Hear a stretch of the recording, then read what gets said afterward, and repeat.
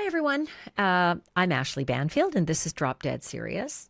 I have to tell you a story that I am so floored about. Most people were probably processing a headline in the news today, and it's October 23rd as I'm recording this. Most people were probably processing this whole gambling story that, hit the headlines, a massive gambling bust with sports figures and all the rest. And they probably thought, I've heard this one before. Sports figures, they get busted a lot, and there's poker, shady poker deals all the time. This won't be any different. But oh my God, if you read the indictment like I did and saw the details of what the feds say they got, this thing is Molly's Game on steroids. If you haven't seen the movie Molly's Game, run, don't walk. And then remember, I said this is Molly's Game and then some. There are allegations against a whole bunch of sports ball stars. Okay, some basketball stars, I don't know them, but lots of people do. And allegations about high-end poker rooms in New York City that are totally rigged by the most high-tech stuff. I'd never heard of this. But these are like poker tables that X-ray from the bottom up so they can see your cards sitting, face down, and then shoot that information to the back room where they have it on big screens. Totally tells you what everybody's hand is. They even go so far, I kid you not, to say that these scam artists, fraudsters, shysters, whatever you want to call them, they figured out a way to mark cards so that only the person wearing specialized contact lenses could read the markings that were on other people's cards. If that doesn't have you reeled in right now, how about this? The mob is involved as well. And on this podcast, I've got two mobsters who are, I got to say, they've become friends of mine by this point. Michael Franzese and Sammy the Bull Gravano. And they know everything in this playbook because they've actually done a lot of it, including the kneecapping and the taking out of people who need to be, taken out. I'm going to ask them about a lot of that, but the mob is involved in this because they were sending goons to some of these high-end rich people who ran up huge debts in these rigged poker games. And then the mob would come for them and beat the shit out of them to get the money. I know. This sounds like a movie. And I think it's going to be at some point. Molly's Game 2 or whatever you want. But you've seen stuff like this in the movies on the big screen. The shady figures, in the trench coats and the fedoras. They corner an unsuspecting victim in the dark alley. And then what they say next is like cliche. Yeah, pay up, Jimmy, or we're going to take you out at the knees. And then the next time they meet Jimmy, they take him out at the knees. This has been the stuff of Hollywood for decades. Dirty debts, desperate gamblers, mobsters who will not take no for an answer, but then often, take something else. And now this actual plot is coming true right across the country in a massive sports and gambling scheme that would leave these mob movies in the dust. The FBI has just arrested a whole spreadsheet of famous people, alleged bad guys who were caught up in a national gambling scheme that ensnared the mob, the National Basketball Association, aka NBA, and then this whole cast of unsuspecting high stakes gamblers who had no idea that they were being had. The sprawling national scam had two distinct parts, okay? First, there's the high-stakes poker scams, right? That's the one that's right out of Molly's Game, the cheating, the big spenders that, they're not afraid to lay big bets, so let's steal from them. So the way that one would work, the poker side of it, was that a syndicate would set up all these illegal gambling rooms and then use famous rich athletes to lure in the rich players, make it look legit in there. And in a moment, I'm going to name some names. So, yeah, pour a drink. So the hustlers, they then built these state-of-the-art X-ray machines to spy from underneath the poker tables and read the cards that are sitting face down. Just look at this picture. You can see the poker hands, right? You can see the table on the top and you can see the actual poker hands on the image on the bottom. That's what, the players were dealt. Pictures that are transmitted to a laptop or a screen in the back room. Flop equals 9 of spades. River equals 10 of clubs. Perfect 3 of diamonds. If that isn't bad enough, they rigged massive cards shuffling machines too. And that would stack the deck and predict who would get the best poker hands. I can't even believe it when I see this like shuffling machine. First of all, I thought a shuffling machine was just like that thing you have at the bank that counts money. It's kind of the size of a bread box, but this thing was massive. These shuffling machines are huge and super duper shady, illegal. It shuffles the hands that you want, right? It doesn't shuffle anything. It creates. So the feds confiscated this stuff and they sent out these pictures. And I, for one, am happy. I'm really happy. I love seeing this stuff for reals, right? IRL, because you see it in the movies and then you see what it really looks like in real life. So they also had like poker chip trays with electronics inside them that could help read cards. I don't know how that worked, but they said it did. They also had dummy cell phones that could also read cards. Again, don't know how, but it did. And then in a scheme right out of Ocean's 11, they drew these invisible marks on the back of the playing cards, right? That could only be seen by the con artist who was wearing the special contact lenses. Holy shit. I was always like totally sus of the guys who wear the dark glasses at the table. Ostensibly they're wearing dark glasses because they don't want anybody to see them. They don't have a good poker face. But now I'm like, bullshit. You have like those Cracker Jack cereal box glasses that can see through things, right? That's my description, not the FBI's. So that all is the high-tech part of the boondoggle. The low-tech part was filled in by the old-school mob tactics, involving 4 of the 5 major New York City crime families, which in itself is bewildering because, let's face it, you do not often hear about the Bonanos and the Gambinos and the Lucchese's and the Genovese's all playing in the sandbox well together. But that's what the FBI says here. 4 out of 5. The Colombos were not. So victims who lost big at those tables and then owed big to the swindlers, they then faced the goons. The guys in the fedoras in the back alley who physically made those victims pay up, if you know what I mean. And so that's the poker side of the gambit. You got the sports and you got the poker. So let me talk about the sports scam now. The feds say that players and coaches faked injuries and then leaked inside information about who was going to play that night and who wasn't going to play that night. And everybody involved in that racket would then make millions laying their bets. Let's start with the bold-faced names.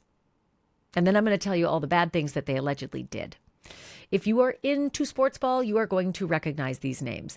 Terry Rozier, he's a current guard with the Miami Heat. He's in his 10th season.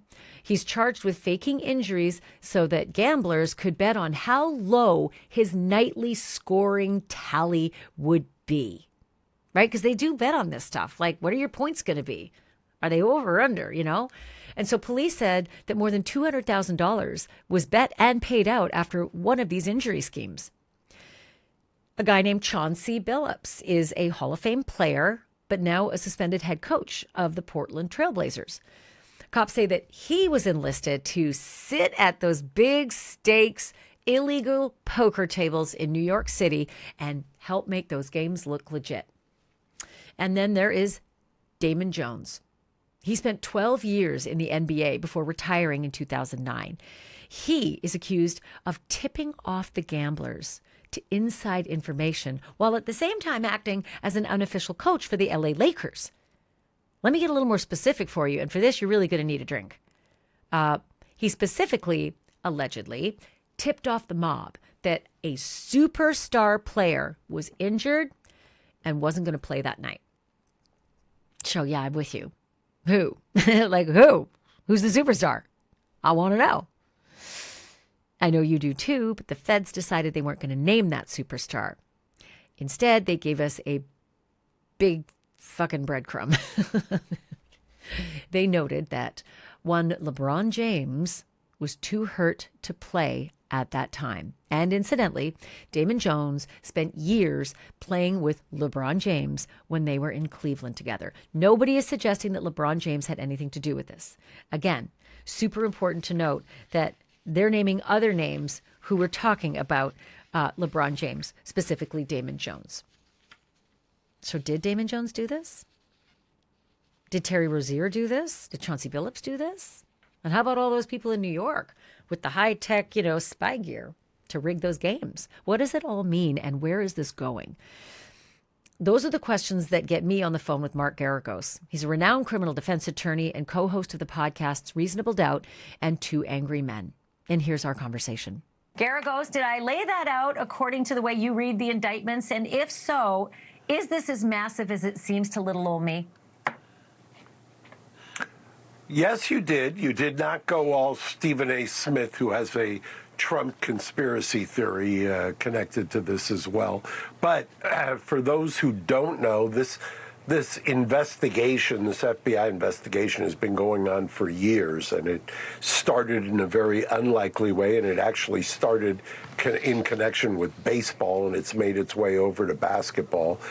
You have the one thing I would disagree with is I remember the invisible ink on card scam from years ago. The others I had not heard of. So I was the opposite of you, and I knew about the invisible ink, but did not know about the sophisticated card shuffling operation. But boy, if anything will cure you of gambling quick, this would be it.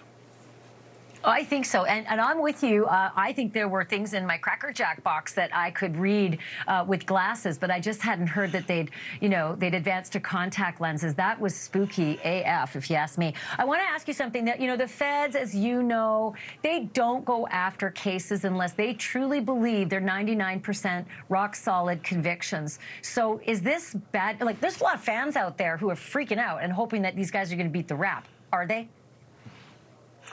Well, look, if you take a look statistically, as you just said, the feds generally win almost virtually every case. It's one of the reasons we talked for months, if not almost a year, about Diddy's case, because that was such a heavy lift and such an outlier. I mean, normally, if there's a federal case, 90-something% end in some kind of a plea. Of the remaining percentage that go to trial, it's rare that anybody ever hears a not guilty in a federal criminal defense case. And there's just so many things against you. So my guess is, if this is like every other federal criminal case, what'll happen is there will be a rush for the prosecutor's door.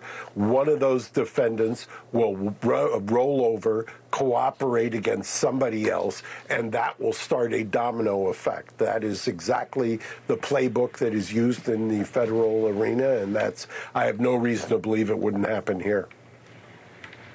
Okay, there's one thing that was so ironic in the last 12 hours. One of my producers is a big sports fan and noticed that ESPN was reporting on this story while at the same time they were advertising in the lower part of the screen one of those betting apps. And I'm sort of curious from a legal perspective how complicated this makes things with regard to betting apps and the real close relationship now they have with reporting sports and maybe playing sports. Well, take a look at, if you will, it's interesting because that was the first thing that I thought of. The amount of money that the betting apps and the betting companies, the gambling, spends in terms of advertising, promotion, everything around pro sports now. This is bound to happen, and it's a natural consequence of all of that money there. You can believe also that if if, and it's unlikely just because of the pure percentages, but if somebody makes it to trial, that arguably will be one of the defenses, is that what are you talking about? How are you going to criminalize something and send somebody away, so to speak, when the entire league and the prosperity of the league, and not just this league, but most of sports, is now almost 50% dependent on the revenues from the gambling sites and the gambling apps? Yeah, that doesn't make me feel good. I'm not a gambler, but I just don't like to see people scammed. I mean, I do a true crime show. I'm all about the victims. I do have a question about what I think is like the world's second oldest profession. You know, cheating at gambling and cheating at sports. This is not going away. Is this cat and mouse game just constantly on the escalation wheel, meaning the criminals are getting better with their contact lenses and the feds are getting better with the way to track them? Well, that's also a really interesting point. When I started practicing criminal defense law, which has gone on, I hate to say it, almost 5 decades ago, there were actually prosecutions for bookmaking. You actually would walk into the criminal courts building, and there were people who were being prosecuted criminally for bookmaking. That kind of evaporated as these things went offshore. You'll remember, you and I are both unfortunately old enough to remember when the gambling sites were operated offshore. Well, then that evolved into, now they became mainstream, and then they became huge advertisers, and then they became the revenue stream by which they're monetized by all of these leagues. So yes, I just think that part of the inextricable DNA of sports is that anytime you have this kind of a competition at this kind of a level, there is that urge to gamble or bet on it or wager on it, and that's always going to be the case. So I also had a chance to talk to 2 other guys who have become friends of my show on NewsNation. Shout out 10 o'clock Eastern, Monday to Friday. It's called Banfield. Check it out. These 2 guys happen to be well known in the world of organized crime because they were former mobsters. Michael Franzese was a longtime capo with the Colombo crime family. He's now an author who has worked with the NCAA and professional sports to help prevent these gambling troubles. And Sammy the Bull Gravano, I almost don't need to introduce him. You know, he was a one-time underboss from the Gambino family, but he now helps debunk the inner workings of his former profession. And his amazing podcast is called Our Thing, and it's available everywhere and on YouTube. And wait until you hear what Sammy the Bull, who you know was nicknamed the Rat when he turned state's evidence in his cases, right? Wait until you hear what he has to say about anyone in this case who flips and turns state evidence. Whew! But before I play our conversation, the mobsters and me, I just want to thank you so much for being in this community with me. I am so appreciative that you listen to this podcast or you watch it on YouTube, and I wouldn't be here, and Atlas wouldn't be here. We couldn't do it without you. Atlas wouldn't get these naps. Which are delish, if it weren't for you and if it weren't for our sponsors, like People Finders. You may not know this, but my husband and I met online. And you can bet that I did some serious due diligence before I ever met up with him in person. And if you are meeting somebody new, whether it's through a dating app or whether it's online, it's like really smart to take an extra step and protect yourself before you meet that person in person. And with People Finders, the reverse phone lookup, you can instantly find out who is really behind the phone number that you're talking to. All you have to do is enter the number and you'll see really valuable details like their name and their age and their background information. And you can also look them up by name and city. Before you meet up, run a quick check and verify that the person is who they say they are, including where they live. It's one of the easiest ways to stay safe while dating online. And take it from me, I did that. Whether you're double checking somebody new, or maybe you're avoiding catfishing or just wanting some peace of mind, People Finders gives you the tools to make smarter choices. Don't take chances. Try People Finders reverse phone lookup today and verify before you trust. You can start your search today at peoplefinders.com/Banfield. Again, peoplefinders.com/Banfield, and get the insights you need. That's peoplefinders with an S.com/Banfield. Banfield. Okay, back to the case. Here is my conversation with former mobsters Michael Franzese and Sammy the Bull Gravano. I guess it's a pretty simple question. Does any of this, what I just reported, and all the other headlines that go with it, does it surprise you? Not at all, Ashleigh. I got to tell you, that was a great opening. You really covered it well. You know, let me put it this way. It's not a surprise at all. I mean, gambling has been major business in our former lives, you know, forever. And I say this, prohibition was terrific. You know, guys made a lot of money, but it came and went. I was in the gas business, terrific. I had my run, 7 or 8 years, comes and goes. But gambling in that life is never going to go away. What happened here, I believe, is just the tip of the iceberg. It's a major business for the guys. They love it. They're good at it. And, you know, unfortunately, professional and college athletes, you know, they're always at risk because gambling among athletes, it's an extension of their competitive spirit. They like to raise the stakes in a competition. This is who they are. This has been my experience with them. And they're always going to gamble. They're always going to get themselves in trouble. You know, they're not all Michael Jordans that can afford any money that he loses. He'll never have a problem because he can cover any bet. But a lot of these guys get in trouble. They get involved with the wrong people. And before you know it, we have a whole deal like this. You know, Sammy, when I read about like physical brutality, like goons descending on these victims who ran up big bets, who were cheated and ran up big bets and then got beaten up to get the money, I kind of thought, that stuff ended in the 70s, but clearly it didn't. And I wanted to ask you about the mob family involvement. 4 out of 5 of the famous mob families in New York were involved. I didn't think they ever worked on anything together, ever. Where am I wrong? Well, they did work together. There was the Concrete Club. When they have mutual connections and they can bring it together, they work together. On the Concrete case, they used different unions and different, everybody had their own connections for stuff. They put it all together. It was very powerful. And then they split the money. But it's not a normal thing with gambling, I don't think. Usually it's separated in different families. I never heard of this. And when the show is over, I'd like to know where you could buy that machine.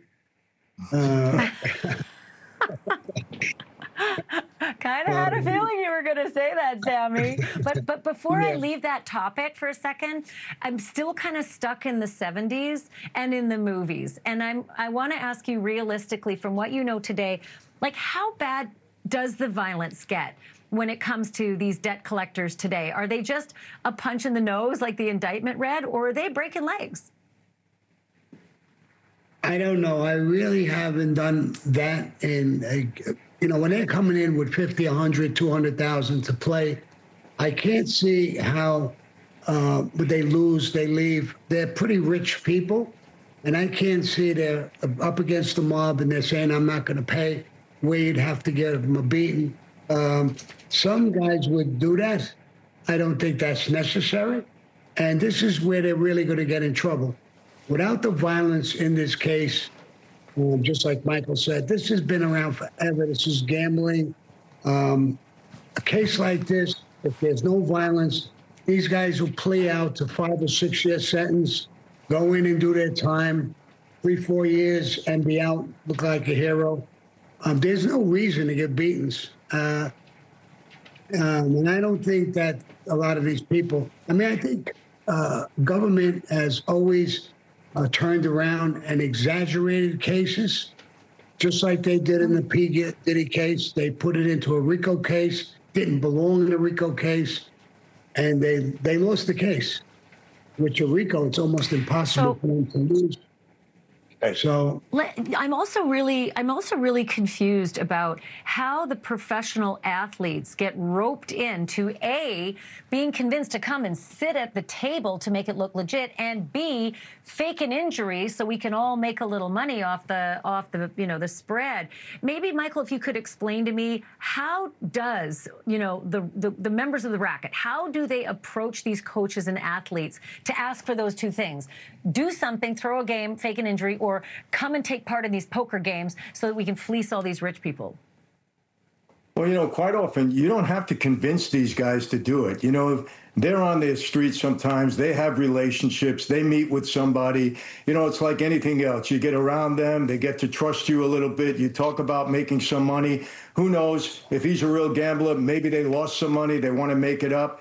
And, they came around us a lot because, hey, we can work with these guys. They're never going to tell on us. They're going to protect us. We can make some money with them. Why not? You got to remember this, Ashleigh. When you're trying to, compromise the outcome of a game, it's never about winning or losing. It's always about the point spread. So if you have a player that, allegedly, let's say that team is favored to win by 10 or 12 points, and that player is either on the bench or out with an injury, and he doesn't contribute, and he tells his partner there, hey, bet the under because I'm not going to be there. Well, who's hurt in his mind? We're not losing. We're just not going to cover the spread. So we made a few bucks. We didn't really hurt the team. And that's how they think of it, and that's how we can convince them, hey, look, we don't want you to lose. Just don't cover the spread. You'll make some money. I got 10 seconds left, but I got to ask this question, and Sammy, I have to get you to answer it. If it's possible that somebody in this syndicate decided to turn, and the old term is rat out the others, what do you think is in store for that person that turned on the others? Well, more than likely in the mob, we killed them. I turned myself, but normally that's what they'll do. They'll kill them. I don't think this is to that degree. These people are not going to be facing life sentences, stuff like that. These are small sentences that they'll plea out. Everybody will pound their chest. They won. The answer to the other question is, how do you get them in? Greed. I see the coach made $100 million. What is he doing in the middle of this? How much greed? How much money do you want? And you put your whole career and everything on the line. That young kid who's saying that I'm fake an injury and blow the game.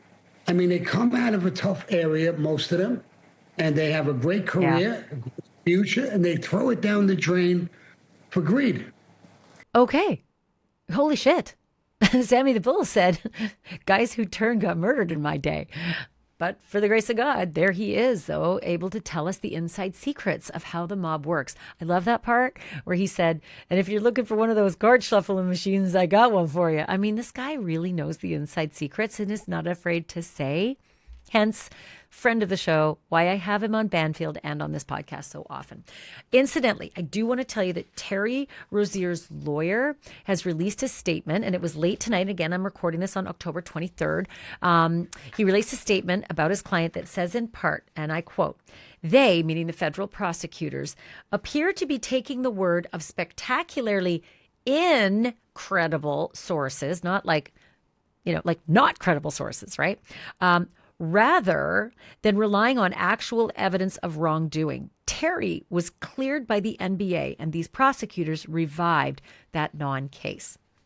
Don't forget, I asked Mark Garagos about federal cases, and they often do not pursue the case, charge the case, or take it through to trial unless they're like 95% sure they got that case, they're going to win it. And truth be told, they win, I think, over 90% of their cases. It goes up and down every so often, but the stat is really, really high. So we'll see where this case goes, whether it pleads out, like my mob friends say it might, or whether it ends up in open court, where no doubt we would learn lots more juicy secrets about the underbelly of professional sports and, of course, the mob. I'm Ashleigh Banfield. Thank you so much for being with me. And I always say it, remember, the truth isn't just serious, it's drop dead serious.